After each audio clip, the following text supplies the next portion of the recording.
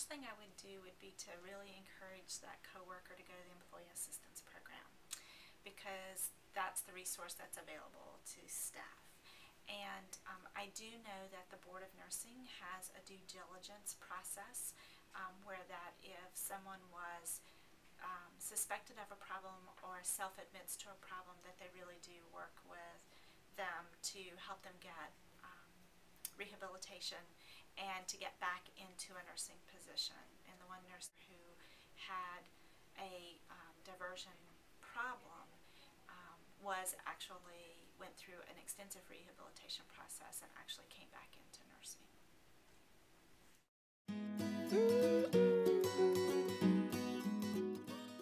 Well, there's a spectrum of substance abuse problems. So if you take an extreme example, if somebody has a drug problem and it's come to your attention, for example, a nurse says that he or she is missing narcotics, and it's not the first time, and there seems to be a pattern that implicates a certain physician, that would require an immediate intervention. There's usually more than one observer who notices something goes wrong. So it may be that a couple colleagues will say, hey, have you noticed so-and-so is acting strange? And then when you compare notes, you figure it out.